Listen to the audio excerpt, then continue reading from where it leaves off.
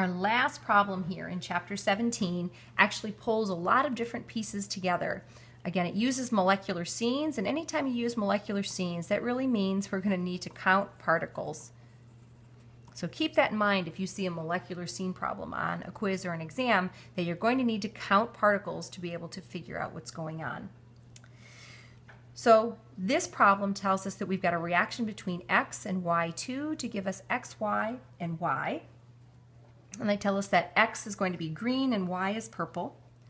So they tell us that the equilibrium constant is 2 for the temperature of the reaction. They also tell us here that it is an endothermic process, right? Endothermic here.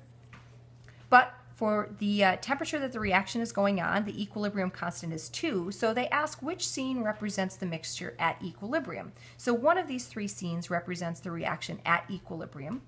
For the other two, will the reaction mixtures in the other two scenes proceed towards reactants or towards products as they reach equilibrium?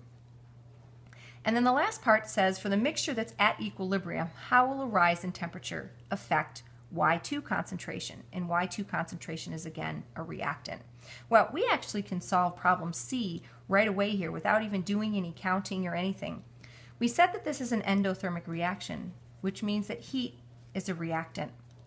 So again, if some system is at equilibrium, if we increase the temperature, that means we're adding a reagent. Remember, we talked about treating heat as a reagent. Rise in temperature means we're adding heat. So adding a reagent means the equilibrium is going to shift to the right. As this equilibrium shifts to the right, that means we're going to be decreasing the concentration of Y2, which is a reactant. So how will a rise in temperature affect Y2 concentration? It will decrease it. So that one's pretty straightforward. For this other one, we kind of have to go through a little bit more of a thorough analysis, and we need to count particles. So let's take each of these. We'll take each of these molecular scenes, 1, 2, and 3 here, and we're going to count the different particles. We've got XY particles, which are green and purple together. We've got Y particles, which are a single purple particle. We've got X, which is a single green particle. And then we've got Y2, which are two purples together. So what I'm going to do here, and make sure that you can kind of see this, I'm just going to write down the values for each of the particles in each of these molecular scenes.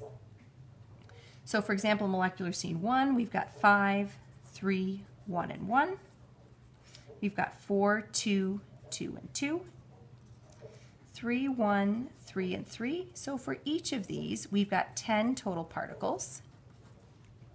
And in order to figure out which one's at equilibrium, we need to figure out what the equilibrium expression is, right? So the reaction quotient is equal to the concentration of XY times the concentration of Y over the concentration of X times the concentration of Y2. No coefficients with any of this, so none of these terms have any exponents in it. So what I'm going to do now is going to go through for each of these, and I'm going to figure out what the Q is for each of these molecular scenes. So for 1, it's going to be 5 and 3 over 1 and 1, right? Because these are our products. X, Y, and Y are our products. X and Y2 are our reactants. So in this case, 15. So 15, which is the QC, is greater than 2, which is the KC. So this reaction is going to shift left. We're product heavy here. We have too many products. If K is supposed to be equal to 2, we're at 15, so we're product heavy. So this reaction has to shift to the left. So that's not one that's at equilibrium. For 2, we can see that we've got 4 and 2, 2 and 2. This one is equal to 2. So again, K being equal to 2, this is the one that is at equilibrium. And lastly, Q for the third molecular scene is equal to 3 times 1 over 3 times 3. That's equal to 1/3. And in this case, that's less than 2. Our Q is less than K. When Q is less than K, you need to move your reaction to the right in order to reach K. So in this case, it's going to shift to the right. So we've actually answered all 3 questions at this point. If K equals 2, which scene represents the mixture at equilibrium? Molecular scene 2 is at equilibrium. Will the reaction mixtures in the other two scenes proceed toward reactants or products?